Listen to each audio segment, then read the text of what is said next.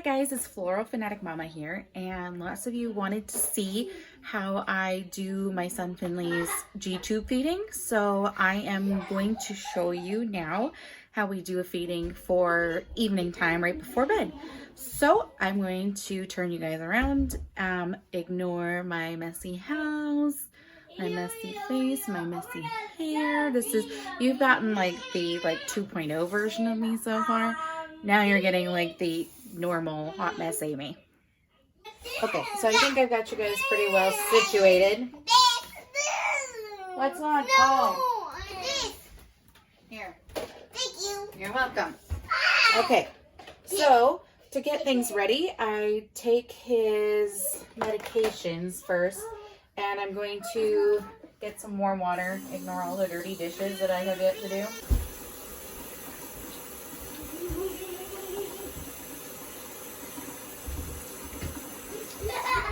And I just use teaspoons and tablespoons because I find them pretty easy to use. So this is a selenium. I use half a tab. His levels are very low, like dangerously low when we got his surgery, so we're catching him up.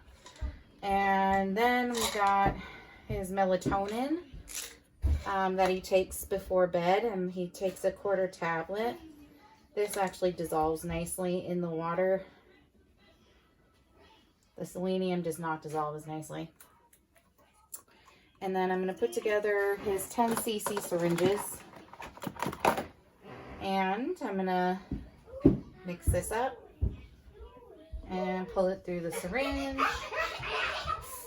And then I'm going to push all the air bubbles out of there. There.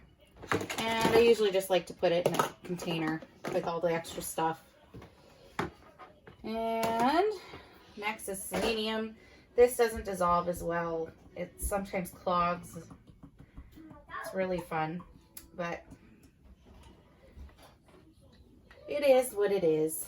So we get that up into our, there's still some powder in there, so I'm going to add more water. See if I can squeeze it up. Whoops. And I just totally lost everything. Whoops. I haven't done that in a while. Okay.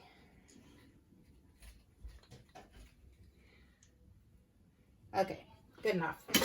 So now I make sure no air bubbles. Whoop. Put that in there. And need some more water. I take his big 60 cc syringe, and I'm going to use 35 milliliters of water. Air bubbles out. There we go. Next, I'm going to take this. This is our extension tube, and this attaches to his G-tube. For the feeding. So I'm going to clamp it up before we get out there. And next, we need a little cup for the extra water to go through the tube. And then next, I take 2 cans of Pediasure. Shake them up. Take my gravity bag. It's like an IV bag, pretty much. I make sure it's plugged so it's not going to leak.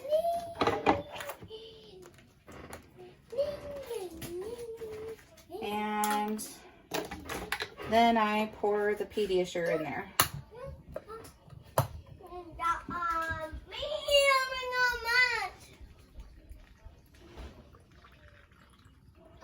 And he gets 2 cans before bedtime. He gets 2 in the morning, 1 in the afternoon, and 2 at night. So 5 cans a day. And then you just put the cap on, and we're ready to go. Okay, so now we've got Finley sitting down. I'm going to run the water through his tube and all the extra air. Thank you. Thank you. So I'm going to run the extra water and air through the tube. Okay, real life. So I'm going to run the air and the water through the tube. You can see it come through. And now it's just formula coming through. This is Finley. Say hi. Hi. Hi. You show your button. Hi. So Finley, he does not eat any solids other than sour cream and onion chips, which he calls green chips. Right? Chips. Green chips. Yellow chips. They're yellow chips? Okay, today they're yellow chips. So, this is his tube. Now it's got a cloth tubey pad over it, but you can see this is called a button tube. This is called a button tube, and or a Mickey tube. And this pad is a little dirty. Let's take this off. Ugh. Gross. You had lots of discharge. So you can see it's a little red, which is why we've been putting on paste and the pad. But this is his tube. No touch. It's okay. So I'm going to open that up. And we're going to put his extension tube on. So we push in till it clicks. And then we, whoops, turn it. Sorry, you okay? Normally this doesn't bother him, but it's a little red today. So now what we're gonna do is get ready to do all of our meds. Okay, so we're gonna start with water to prime it. I open the cap. What's wrong? Not yet? No. So we're gonna put through 5 mLs first. You're all done with the chips? Oh, done. Okay. Green chips. You want to help? Green chips. Next, we're going to do the selenium. Green chips. You want to help? Whoops. We got to unclip. There you go. Good job. Then we quickly run through a little bit more water. You want to do your melatonin?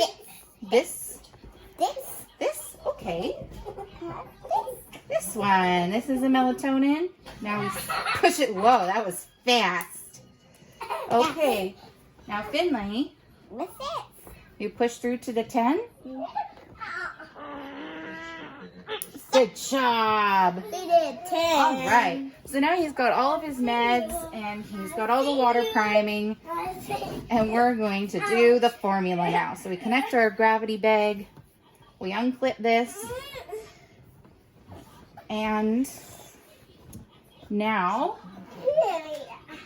I can set the speed with this. So you can see it's coming down through there, and that's a pretty good stream. And now we wait. So while we wait for Finley's feeding to be done, I'm just going to tell you a little bit more about why Finley has a feeding tube. Finley was always a very picky eater, like from the time we started trying to do solids. So we started solids around 6 months, like most people do.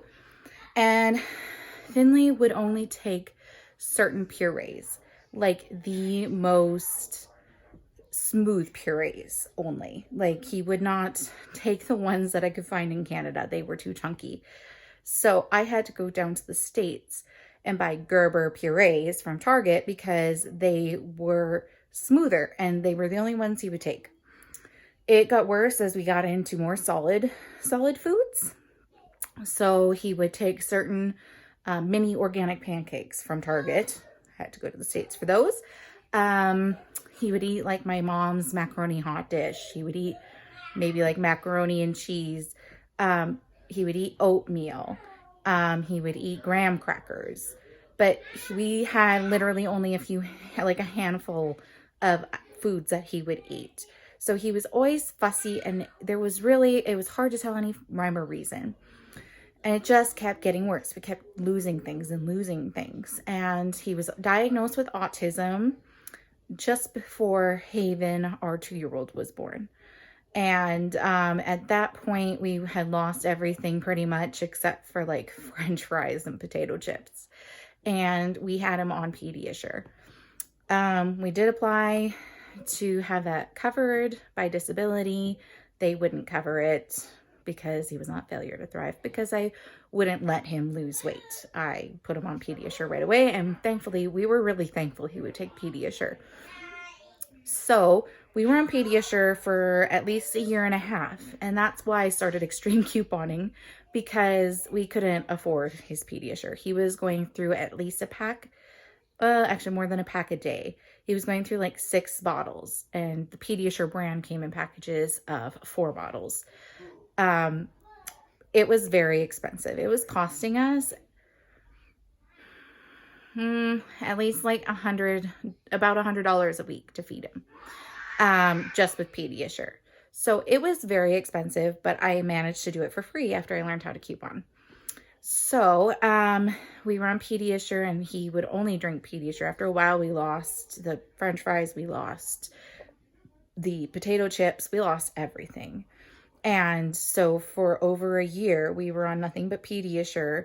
And finally, this January, him and I got sick. We got, I don't know if it was the flu or what it was, but we were sick and our tummies didn't feel good. And after that, he started getting better, and he still wouldn't drink his Pediasure even when he got better. So we went 3 weeks in January where he would not eat at all. And all he wanted was to drink juice boxes. And I think at that time he would lick potato chips. I want to say he licked, I think it was ketchup chips at that time. That's a Canadian thing. If you're from the States, ketchup chips are a Canadian thing. But so he didn't eat anything for over 3 weeks in January.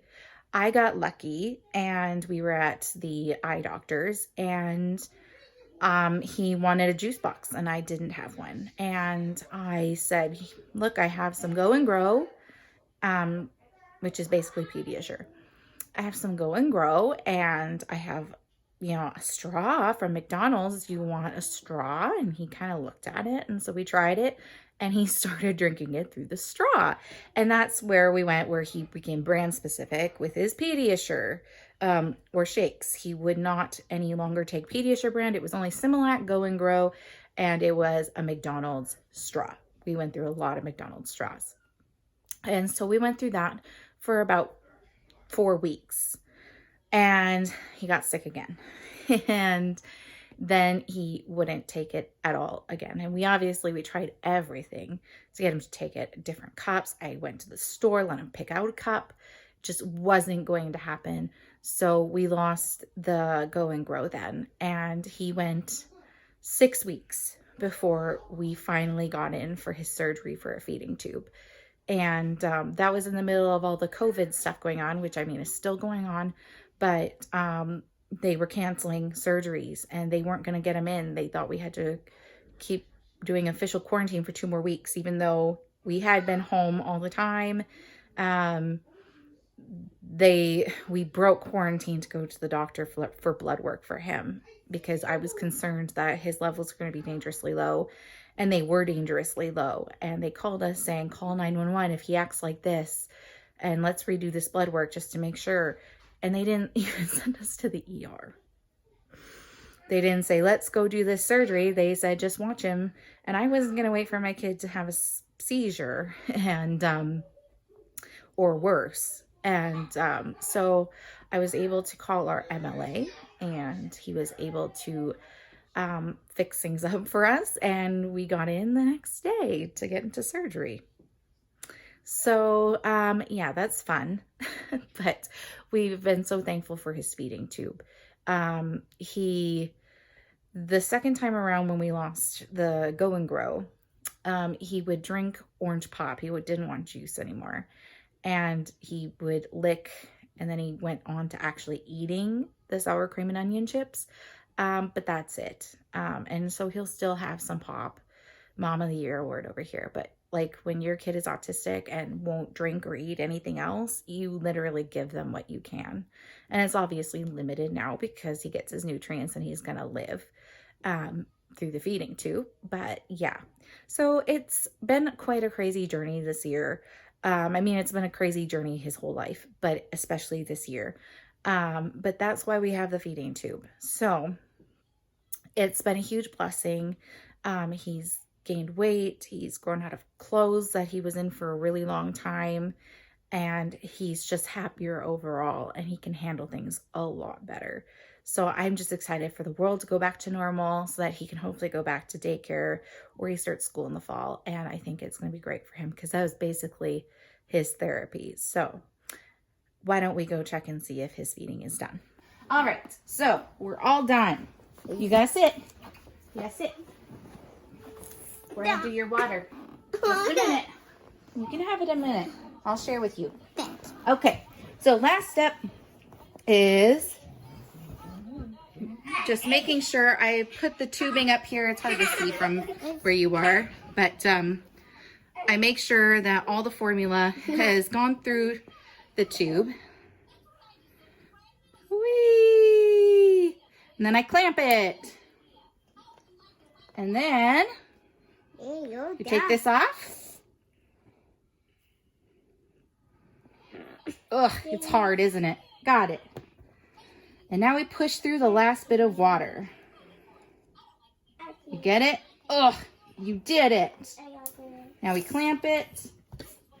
And we go ahead and we take this off.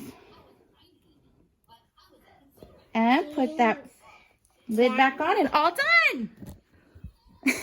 You're trying to see your tube.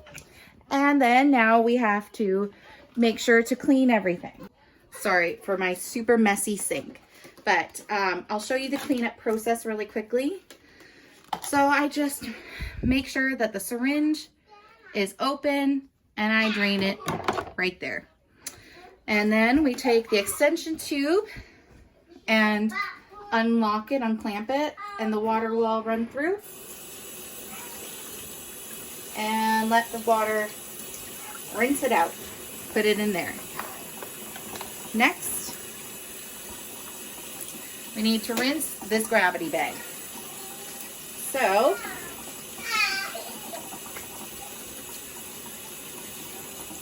I am going to run some water through.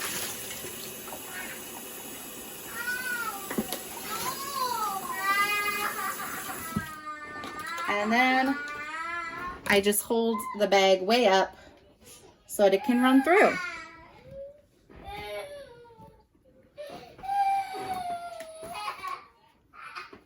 What's wrong with you?